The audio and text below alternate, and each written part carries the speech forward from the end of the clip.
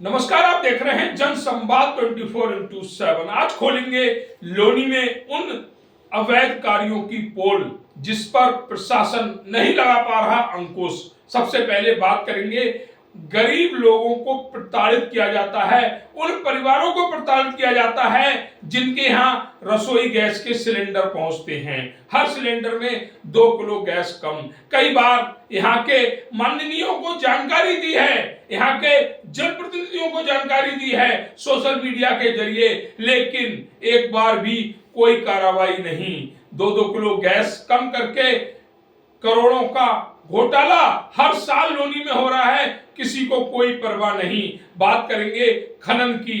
खनन जो वैध तरीके से होनी चाहिए, लेकिन अगर संबंधित विभागों को पैसा जा रहा है तो वैध तरीके से कार्य करना पॉसिबल नहीं होता। जिस तरह से लोनी की सड़कों पर ओवरलोड बालू यानी कि रेत के वाहन निकलते हैं, इन वाहनों के निकलते समय पुलिस प्रशासन की आंखें बंद हो जाती हैं, राजस्व विभाग की आंखें बंद हो जाती हैं, क्योंकि बंद लिफाफे समय पर पहुंचते। हम इसकी पुष्टि नहीं कर रहे, हम ये नहीं कह रहे ऐसा होता है, लेकिन जब अवैध कार्य करने वालों पर कोई कार्रवाई नहीं होती तो ये सवाल खड़ा जरूर होता है। पूरी लोनी में खनन के नाम पर अवैध खनन, और इसमें सभी शामिल हैं। किसी एक विभाग की जिम्मेदारी नहीं, जितने विभागों की ये जिम्मेदारी है वह सभी विभाग इस अवैध खनन के कार्यों में शामिल हैं। माननीय या कहें क्षेत्र के जनप्रतिनिधि इस पर भी कोई शिकायत दर्ज नहीं कराते। अब आते हैं ट्रांसपोर्ट पर। ट्रांसपोर्ट के हालात भी यही हैं। आप पाबी पुस्ता चौकी जो पॉइंट है अवैध ट्रांसपोर्ट का मिडिल केंद्र, मध्य केंद्र है, यहां से ही आपको जानकारी देंगे।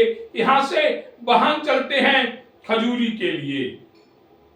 इसमें दिल्ली नंबर ऑटो होंगे, यूपी 14 ऑटो होंगे।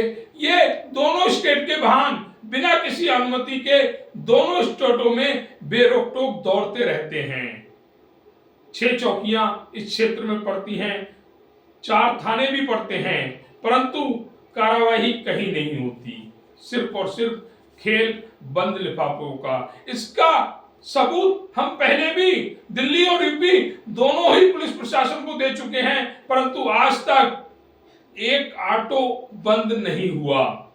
ट्रैफिक पुलिस जो पावी पुस्ता चौकी पर खड़ी रहती है वह सिर्फ दिखाने के लिए, उनका मकसद इन ऑटो को बंद कराना नहीं बल्कि इनको चलवाना है। और ये उत्तर प्रदेश ट्रैफिक पुलिस ही नहीं, गाजियाबाद ट्रैफिक पुलिस ही नहीं, बल्कि दिल्ली ट्रैफिक पुलिस का भी यही हाल है। पैसा दो, वाहन चलाओ। जिस तरह से पूरे रोड पर इस तरह के कार्यों को अंजाम दिया जा रहा है, उससे प्रशासन और संबंधित विभागों पर उंगली उठाना जायज है। अगर अधिकारी सही हैं, अगर विभाग सही है, तो फिर मौन साध कर क्यों बैठे हुए हैं? क्यों अवैध कार्यों के खिलाफ कार्य नहीं करते? चाहे वो कथाकथित लोग हों, पुलिस प्रशासन हो, संबंधित विभाग हो, सभी लोग अवैध कार्यों के विरुद्ध कोई कार्य नहीं करते। अगर शिकायत दी जाए तो अन्य विभागों पर टाल दिया जाता है।